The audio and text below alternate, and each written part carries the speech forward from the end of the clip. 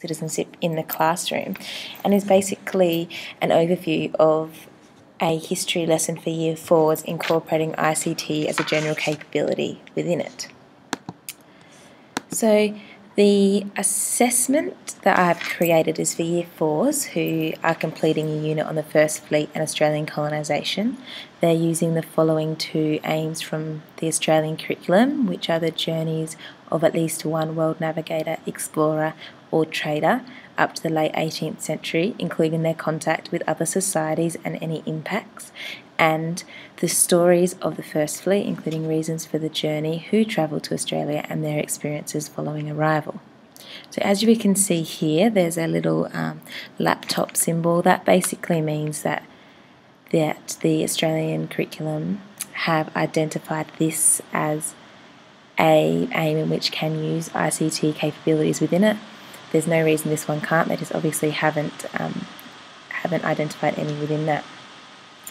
So basically the aims for the assessment come directly from this in the history part of it, but also incorporate ICT and having ethical and correct use of ICT within the assessment. So we're incorporating the Australian curriculum, ICT as a general capability, which is applying social and ethical protocols and practices to our work, and while also managing and operating ICT. How can we be ethical within our classroom? So the second thing we're incorporating is the National Professional Teaching Standards Focus Area 4.5, which states that students will demonstrate an understanding of the relevant issues and the strategies available to support the safe, responsible and ethical use of ICT in learning teaching. It's about the students understanding the issues within using this and how to use it safely. So in doing this, I'm linking my history activity with ICT. It is split into 3 distinct sections.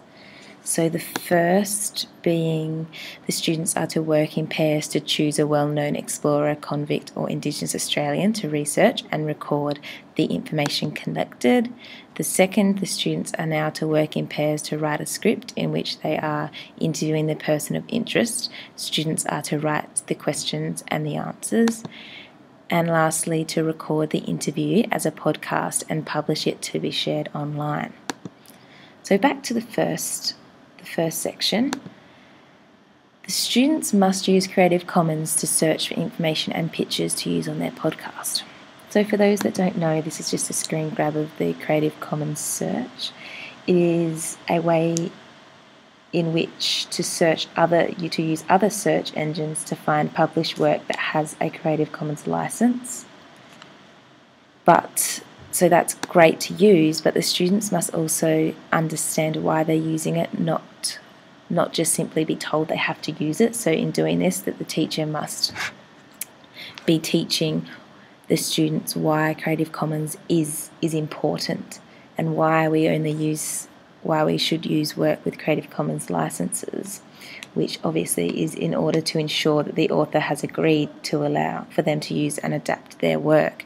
So in order to do this, I would employ questioning. Questions like, what is Creative Commons? Why do we use it? Why is it important to use work with Creative Commons licenses, which we've just spoken about. So in the second section, students will be prompted to think about what they are putting online and how this affects their online citizenship. They also must decide how they are going to apply referencing.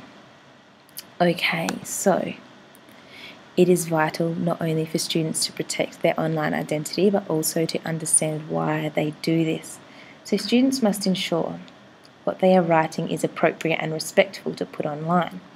They must have the ability and be prompted to understand that what they are putting online cannot be deleted. So to ensure it's representing themselves positively. So again, students must understand why they need to reference correctly. It is often successful to emotionally connect the idea of someone using their work without recognition. This has been helpful for me in the past to talk to the students on a on an emotional level and speak to them about how they would feel if I took their assignment and just put my name on it and handed it up. This helps stop plagiarization in the classroom, I think, because they have a bit more of an understanding that they're not only getting in trouble because they're not writing their work, but also because they're using someone else's without any recognition. And also this just helps them realize why they need to reference when they do use parts of someone else's work. So the third section, which is recording the podcast and sharing it, students will now ensure that their work is reflecting positively on their online citizenship. They must also ensure their work has a Creative Commons license and is published correctly and acknowledges all creative licenses. So the students must understand why they need to add a Creative Commons license to their work in order to show that they are happy to share it with other people. This is the same reason that they need to look for Creative Commons licenses, just to make sure that to tell other people that they're happy for them to use their work. So the students will fill out the following worksheet to show understanding before they publish their work online. So this worksheet I've just put together, and it just helps the teacher understand if the students are understanding the thoughts behind digital citizenship and cyber safety. So is the work positively affecting my digital citizenship? How? What does the work say about me? Is it respectful to the person in whom I researched? Is it offensive to anyone that may or may not watch this? Have I acknowledged all information and pictures I have used? How have I added a Creative Commons license? Why? And if I comment on another person's work, is it respectful? It's good just to get the students to think about this before they publish their work and have a reflection on if they have done the correct thing. So in doing this, I believe that I am abiding by the National Professional Teaching Standards Focus Area 4.A, which I'll read again. Students will demonstrate an understanding of the relevant issues and strategies available to support the safe, responsible and ethical use of ICT in learning and teaching. I believe that I'm not only assisting students in how to do it, but teaching them why, and also using it myself as role modelling for the students. And also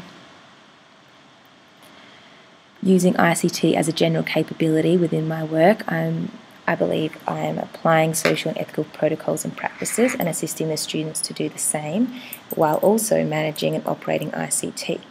So within this assignment, I think the students are investigating with ICT, communicating with ICT, and creating with ICT, and learning to do this ethically and correctly to keep themselves safe, and also to be acting correctly online and to keep a positive online citizenship.